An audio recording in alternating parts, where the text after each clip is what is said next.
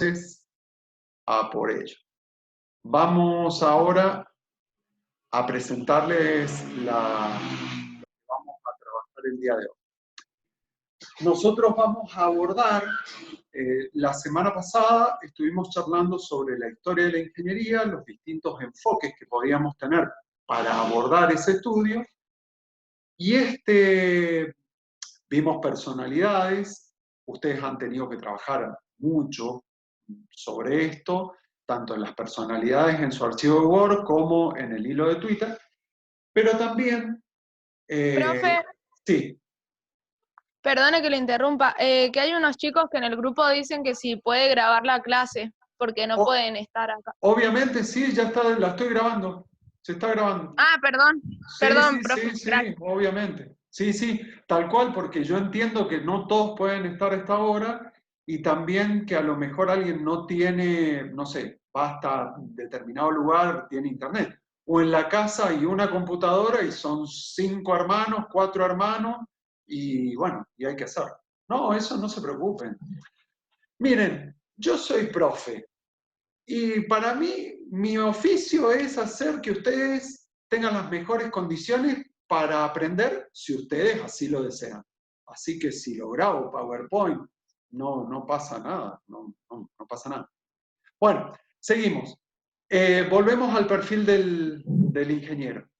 Finalmente, toda esta historia, los personajes, nos hacen llegar al hoy de nosotros como ingenieros o estudiantes de ingeniería, donde vamos a tener que plantearnos qué voy a hacer yo cuando me reciba de esta rama de la ingeniería que estoy estudiando. ¿A qué me habilita? ¿Qué puedo hacer? ¿Dónde busco trabajo? ¿Cómo se busca trabajo? ¿Qué me va a dar la facultad? ¿Para qué estoy capacitado? De eso se va a tratar la clase, pero ustedes les puedo asegurar que van a charlar mucho sobre este tema en las actividades que enseguida les voy a mostrar, que esta vez sí son varias, pero alguna recompensa ya tendrán. Bueno, lo primero que les tengo que decir es algo que estaba escrito en el portal del Oráculo de Delfos. Si a ustedes les gusta la mitología o han escuchado, bueno, este era un lugar donde los griegos iban a consultar por sus batallas, por sus reyes. En la parte superior del templo donde estaban las sacerdotisas, eran todas mujeres, había una frase que sigue siendo para nosotros súper importante, que decía, conócete a ti mismo. Ese conócete a ti mismo significa reconocer, traducido al perfil de la ingeniería hoy, conocer nuestro perfil de estudiante, nuestro perfil como futuro profesional. Entonces, yo los voy a invitar, después van a poder entrar al campus virtual y lo van a tener ahí. Van a necesitar de un rato para poder hacerlo, háganlo tranquilo, a conciencia, no es algo que tengan que entregar, pero es súper importante que sí lo hagan, es hacer este test de Casey, que es un test que se ocupa para la determinación de los perfiles profesionales en muchas empresas, sobre todo de tipo transnacionales. Porque no todos podemos acoplarnos a cualquier grupo. Eso es claro. Entonces, sabiendo cuáles son mis características personales, sobre todo para interaccionar, cuál es mi forma de entender el mundo, cómo me acerco a los demás, cómo soy respecto del orden, bueno, de un montón de cosas, ustedes van a poder ser clasificados. Y ahora una cuestión que tenemos que saber. Esto tiene validez científica porque se han realizado un montón de estudios y estos estudios tienen a la estadística atrás como herramienta de soporte. Pero, bajo ningún aspecto esto es una etiqueta. Yo soy tal cosa. En todo caso, tengo características de tal. La traducción al español de estos 4 tipos que nos convendría a nosotros conocer cuál es el que predomina en nosotros, en cada uno de nosotros, de estos tipos de temperamentos, son estos que ustedes están viendo ahí: artesiano, guardián, idealista, racional. Y tiene que ver si son expresivos, si son sensatos, si tienen introversión, si son extrovertidos. De acuerdo a este tipo de temperamentos, ustedes podrían comenzar a pensar qué es lo que necesitan para completarse en su enriquecimiento profesional. Entonces, por ejemplo, yo no sé qué les va a dar a ustedes, pero sí les puedo decir lo que dice este test respecto de, por ejemplo, los racionales.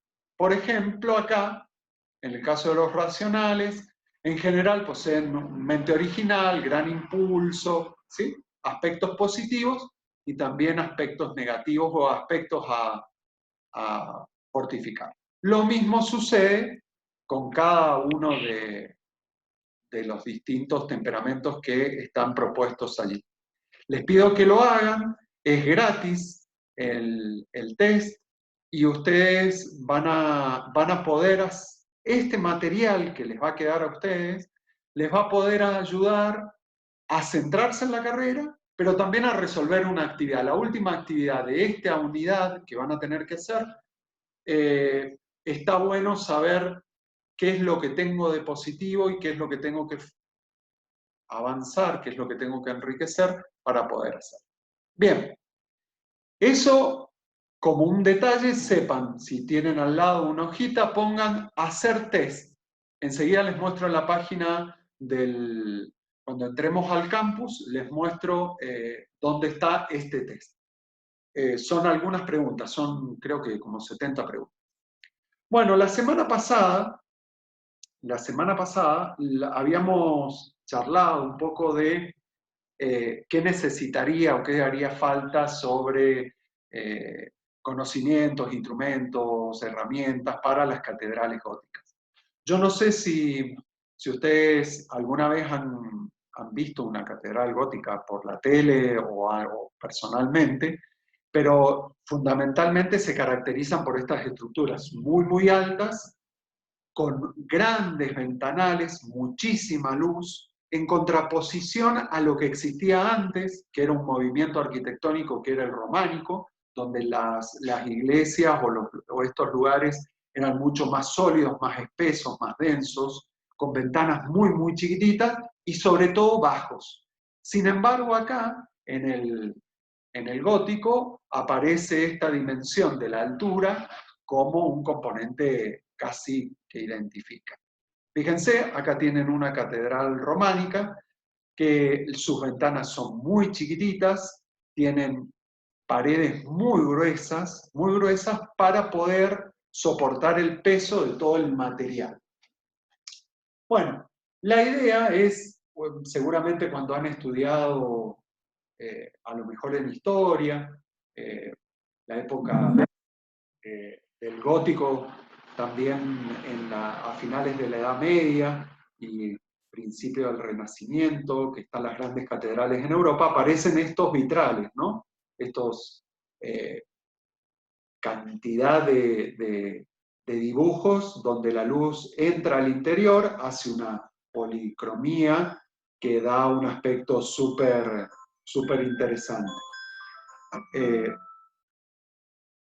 Había puesto una alarma, ya está. Bueno, esta catedral gótica, como Notre Dame de París, como que es una de las Nuestra Señora de Nantes en Francia, son como grandes representantes de este movimiento. Bien, no es una clase de arquitectura, nosotros nos vamos a fijar en nuestra mirada sobre este tipo de catedrales para ver que a los ingenieros que todavía no tenían el conocimiento científico, sino que era un conocimiento empírico, lo habían descubierto con la práctica, desarrollan algo que permite esta elevación. Y es esto. Estos se llaman arbotantes. Son arcos que logran que el peso sea dirigido hacia el suelo, ya no por el peso en la pared, sino que estos arcos son los que soportan el peso. No sé si alguno de ustedes ha andado en bicicleta o sobre todo en mountain bike o en moto. La postura nunca es de esta manera, sino que siempre intenta ser como si fuera un arco, ¿no? Como los brazos, como si fuera un brazo hacia el manubrio. ¿Por qué? Porque para poder resistir todo el peso de la catedral gótica, se necesitan justamente estos arcos arbotantes y además alivianar el peso para poder hacer estos grandes vitrales que yo necesitaba para que fuera alta, que fuera liviana. Bueno, y si le retiro material, ¿qué pongo en ese lugar? Bueno, pongo ventanales. Y así, por ejemplo, aparecen toda esta cantidad de creaciones artísticas del arte religioso que son admirados por creyentes y no creyentes, ¿no? Fíjense, acá ahora sí podemos nosotros ver una cuestión mucho más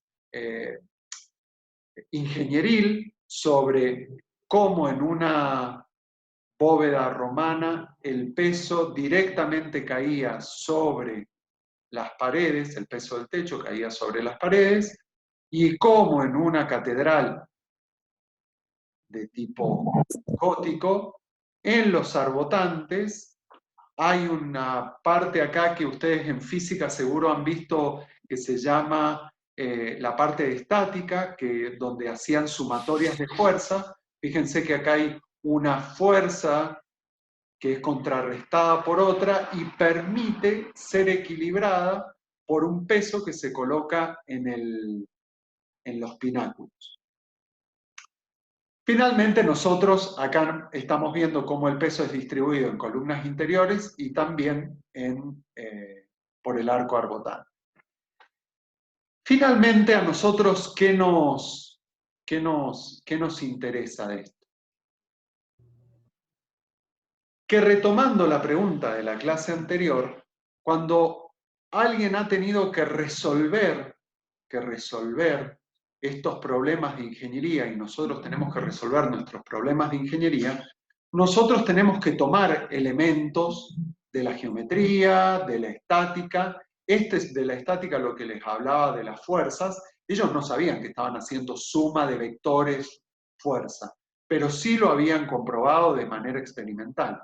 Las herramientas que habían diseñado y además este saber hacer de los artesanos, es decir, de las personas que se dedicaban a eso. Artesanos, no piensen en el mantero de la plaza de ahí del parque.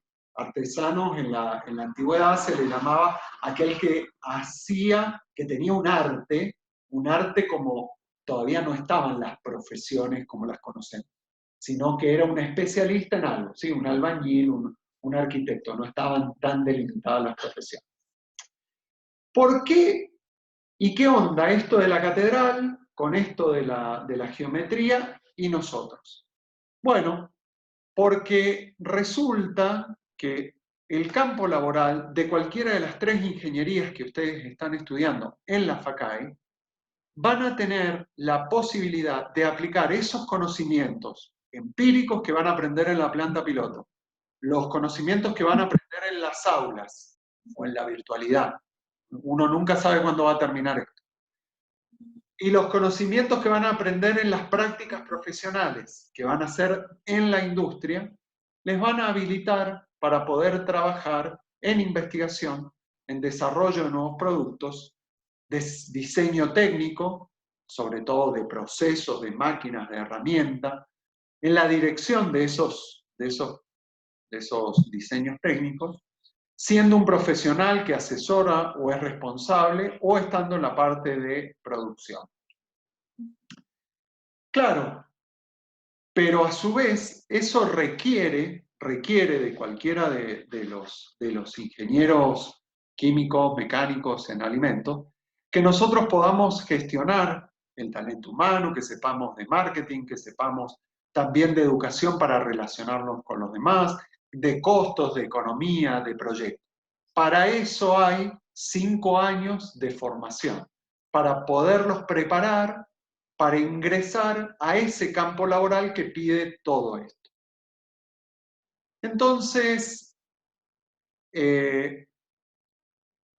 esto de qué pide el campo laboral y qué es lo que la universidad da, se plasma en un documento que, bueno, algunos de ustedes si quieren lo pueden buscar en la página web de la facultad, está el plan de estudio de cada uno de ustedes, donde están las 32 materias que tienen que cursar a lo largo de los 5 años, además de la práctica profesional, del proyecto final y de los créditos electivos, que son unas materias muy cortitas que tienen que elegir de un menú.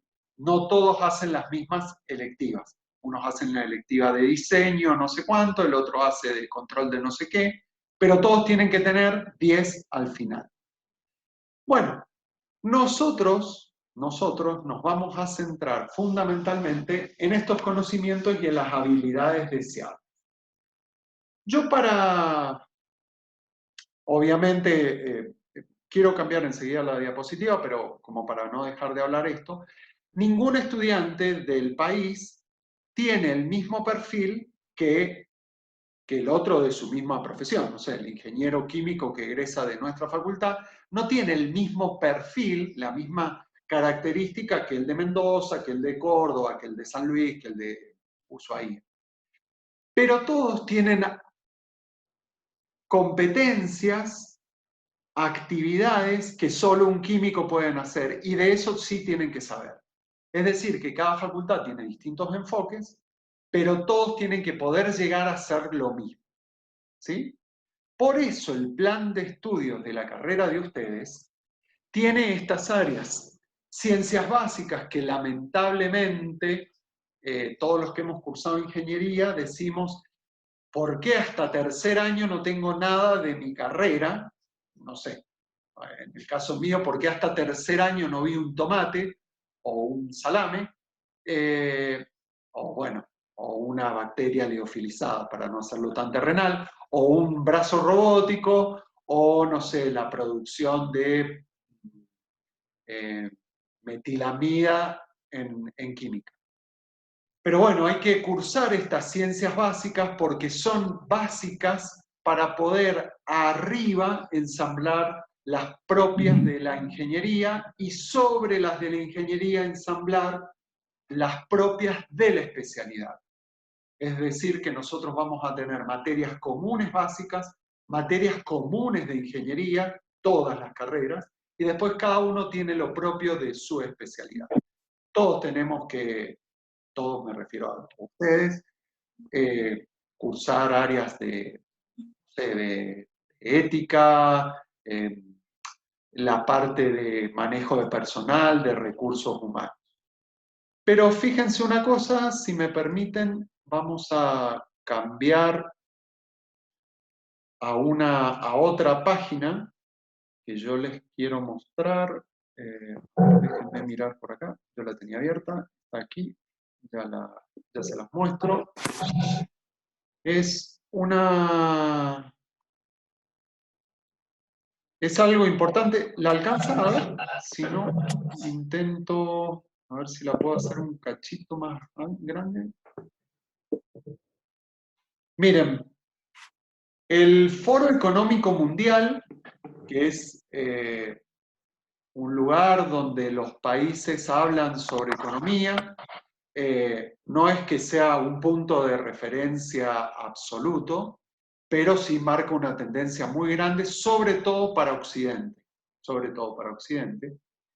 Hablaban en 2015 de cuáles eran las capacidades, esto acá en inglés, ¿no?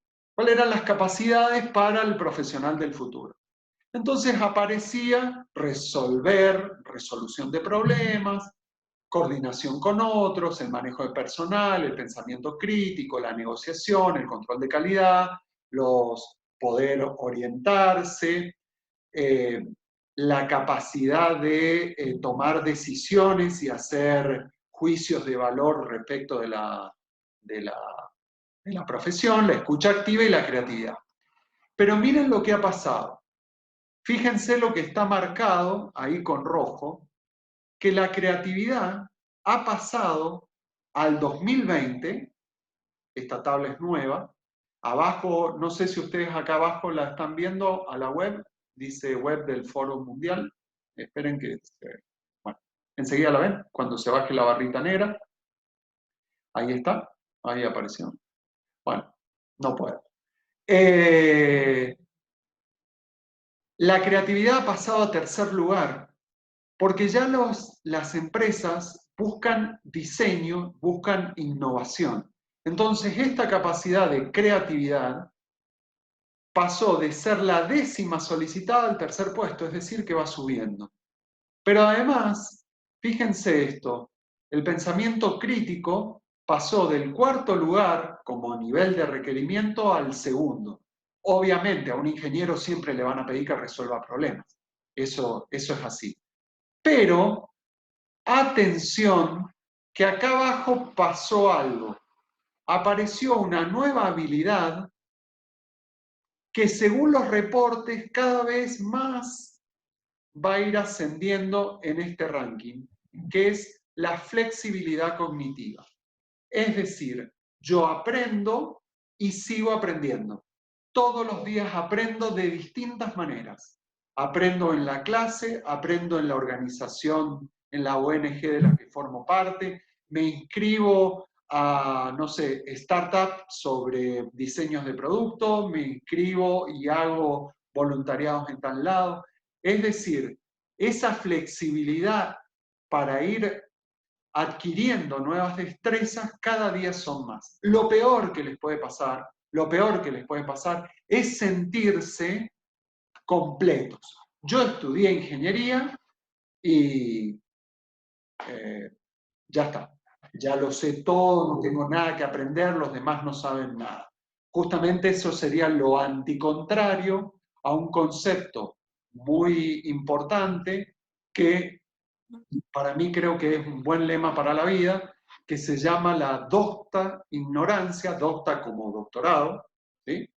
Yo puedo ser un doctor, pero tener esa ignorancia. Y docta ignorancia significa saber que no sé todo, saber que siempre hay algo para aprender y que tengo que tener esa oportunidad de aprender.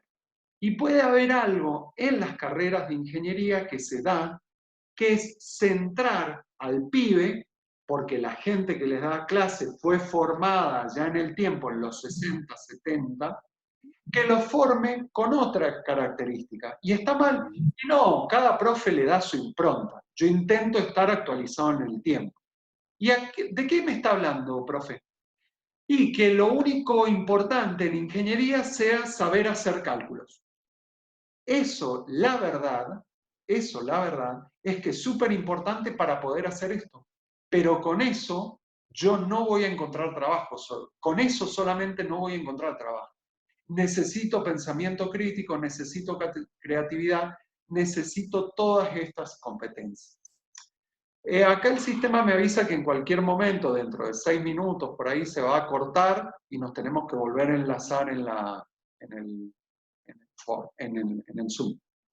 Bueno, volvemos a la clase, al PowerPoint. Bueno, por eso es que nosotros tenemos todas estas áreas. Tengan cuidado y recuerden al de introducción, porque del nombre no sé si se van a acordar para toda su vida, pero acuérdense del que les tomó el primer parcial en su vida en la universidad, que les decía, miren muchachos, con matemática, física, química, termodinámica, bioquímica de los alimentos, química industrial, no alcanza, con eso no alcanza. Necesito muchas otras habilidades y no todas se forman en la universidad. Por eso la idea de esta unidad es que ustedes puedan ver qué hay en el campo laboral, qué tienen ustedes, qué la facultad les va a dar y qué es lo que tienen que salir a buscar. Como ya les dije, salgan a buscar el idioma extranjero, les hice el regalo del libro, no solo porque quería hacerles el regalo, que es verdad, pero también porque el abrir la cabeza con otras áreas, por ejemplo la literatura, pero puede ser la música, las artes, el deporte, es súper importante para nosotros. Bueno, las áreas de estudio de la ingeniería sería como contarles cosas del futuro, pero prefiero mostrarles algunas cosas. Bueno, miren algunas cosas que se le requiere a un ingeniero. Creatividad, ya sabemos que eso es recrear de la nada, sacar algo nuevo. Ustedes lo han visto en los hilos ese era el objetivo del hilo del Twitter, que vieran que la gente de esto sacó aquello. No había carrera de ingeniería y sin embargo en Londres a unos locos en 1800 y pico dijeron, che, demos el primer curso de procesos químicos. Che, en mecánica resulta que nos remontamos allá hasta la noria de agua del Imperio Romano o antes, y que los alimentos estaban desde la primera etapa con la congelación para la preservación, o química con el uso del fuego porque era energía térmica. Entonces, esta creatividad siempre se va a apoyar en dos tipos de pensamiento que nosotros debemos desarrollar como ingenieros, que es el pensamiento convergente, el analítico, el que piensa en secuencias, el que dice, tiene esta fórmula de resolución, y el pensamiento divergente, es decir, bueno, acá ¿cómo hago? Porque estoy ante lo desconocido. Y acá es donde la mayoría de los egresados de los últimos tiempos tiene el problema.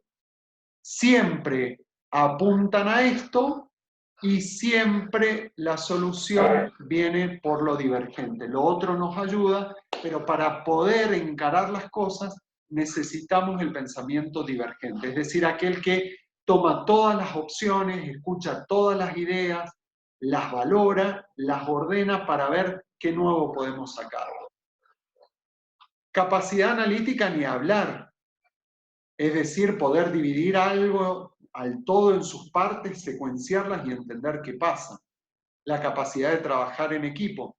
Y acá me hago un paréntesis para decirles que también ese fue el sentido de trabajar con el Word en el archivo del Drive, con el Google Doc.